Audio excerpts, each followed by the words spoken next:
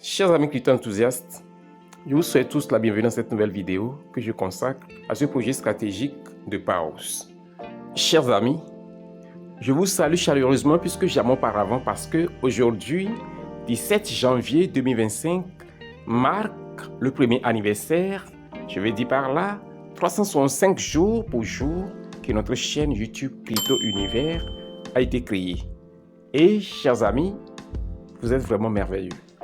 Aujourd'hui, 17 janvier, vraiment marque un jour très spécial pour la communauté Crypto Univers, pour cette merveilleuse communauté que vous avez été et que vous êtes toujours. Chers amis, je tiens à vous dire merci. Alors, chers amis, dans cette même lancée que j'ai eu à lancer cette chaîne YouTube, et chers amis, vous avez été merveilleux, vous avez été exceptionnels. Votre soutien, vos encouragements, vos motivations, vos partages, vos likes et vos commentaires ont été un catalyseur vraiment très spécial qui m'ont donné de l'énergie et qui m'ont encouragé encore plus que jamais auparavant. Je tiens non seulement à dire un grand merci à Dieu, le créateur de l'univers, mon créateur qui m'a donné la santé, la sagesse et la force de faire ce travail, mais également une profonde appréciation à chaque membre de la communauté Crypto Univers. Chers abonnés, je vous dis merci, que Dieu vous bénisse et que la grâce de Dieu se multiplie abondamment dans vos vies. Chers amis, comme vous pouvez le voir, en un an, en 365 jours, nous avons battu le record en tant que chaîne YouTube francophone dans le domaine de la crypto-monnaie parce que le nombre d'abonnés que nous avons, 27 643 personnes comme abonnés en 365 jours, je ne crois pas qu'on le voit un peu partout. C'est rare. C'est rare. Je dis ceci non pas pour me vanter parce que si ça ne tenait qu'à moi seul, je ne pourrais pas y arriver. C'est grâce à l'aide de Dieu, grâce à vos soutiens, grâce à vos encouragements et grâce à vos dévouements. Et je tiens vraiment à vous dire un grand merci. Vous êtes vraiment des gens merveilleux, vous êtes exceptionnels. Que Dieu vous bénisse abondamment. Alors, chers amis, mon but dans cette vidéo est donc de décrypter les dernières évolutions dans le projet Paos. La question qui me venait à l'esprit avant d'ailleurs de commencer cette vidéo, je me dis, à quel jeu jouent les développeurs du projet Paos? À quel jeu sont-ils en train de jouer? Chers amis, la question mérite d'être posée.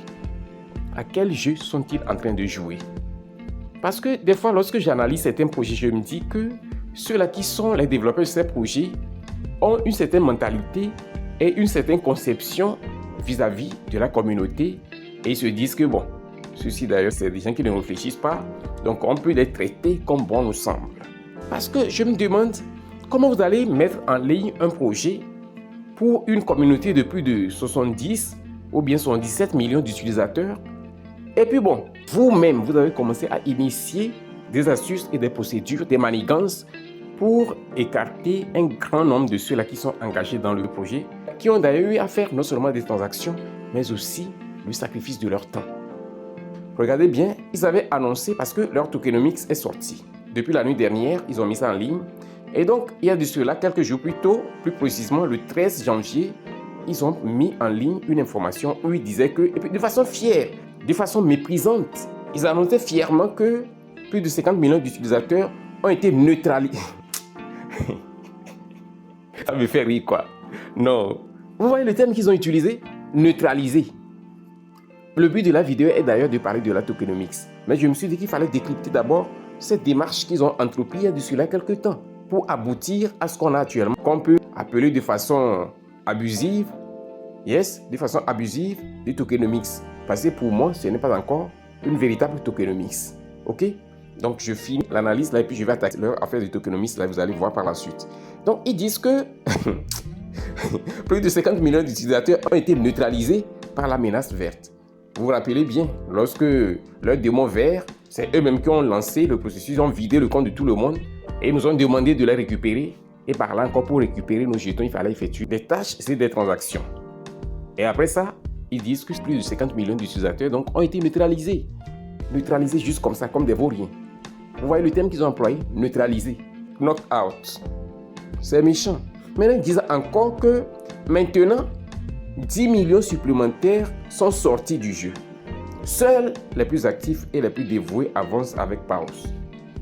Ça paraît méchant, selon moi. Bien sûr que je ne suis pas mis hors jeu. Je suis encore dans le jeu. Mais le fait d'écarter pratiquement plus de 60 millions d'utilisateurs pour des prétextes fallacieux, je pense que c'est méchant. Je pense que c'est cruel. Je pense que c'est des gens qui n'ont aucun sentiment pour l'être humain. Yes, des gens ont sacrifié leurs données Internet, leur temps, leurs ressources financières parce que dans ce projet, on a eu à faire des transactions en temps et des transactions Star Telegram. C'est ça. Donc c'est méchant. C'est méchant. Donc maintenant, je vais venir sur le tokenomics. Ils ont écarté donc déjà une grande partie de la communauté et le peu qui reste, je me disais que peut-être qu'ils vont faire quelque chose de sérieux par la suite. Yes. Peut-être qu'ils vont faire quelque chose de sérieux par la suite. Mais lorsque je viens de voir les tokenomics, je me suis dit que non, these guys are not serious. Ils ne sont pas sérieux parce que, regardez bien, je vais afficher ça bien. Ils disent clairement à travers ce tokenomics qu'ils ont affiché ici, de façon imagée, que 62,5% sont donc alloués pour l'application, le minage qu'on est en train de faire actuellement, et pour de futurs airdrops. Cela voudrait dire que même les 62,5% là ne seront pas distribués à la communauté totalement lors de l'airdrop. Ça ne se fera pas. Il y a une partie dedans qui va être encore réservée. Cela voudrait simplement dire que c'est les miettes que les gens vont recevoir à l'airdrop. C'est ce que je pense dans cette analyse. Parce que ce qu'ils ont écrit ici est très important. Ils disent aussi qu'ils allouent 12% à l'écosystème. 12% à l'écosystème. C'est toujours leur affaire, parce que c'est dans leur poche, n'est-ce pas? En dehors de ça, il y a 7,5% pour les OG et les communautés de Solana. Ils disent maintenant que 8% seront donc alloués à la liquidité pour le projet. Ok, donc maintenant, chers amis, quand on voit tout ceci, on se demande quel est le prix éventuel de listing que les gars là sont en train de prévoir pour ce projet. Quel est le prix de listing éventuel qu'ils sont en train de prévoir? Après avoir écarté une grande partie de la communauté, après avoir fait tout ce que je viens de décrypter ici, je me demande, d'abord, c'est quoi le ratio sur lequel ils vont se fonder pour calculer l'allocation de l'airdrop que chaque mineur, que chaque participant qu'ils disent éligible va recevoir? Maintenant, ils parlent de tokenomics. On ne sait même pas encore le total supply, c'est combien de jetons. Vous parlez de tokenomics, dévoilez le total supply. C'est combien de jetons au total vous voulez rendre disponible comme votre offre totale dans le projet. Le listing se profile à l'horizon. Mes chers amis, quel sera le prix du listing? Je voudrais que vous interveniez dans les commentaires. Et en même temps, chers amis, je vous invite à rejoindre notre canal Telegram parce que nous sommes ainsi arrivés au terme de cette vidéo. Assurez-vous donc de la partager, de laisser un commentaire. Et chers amis, on se dit ainsi au revoir et à la prochaine vidéo.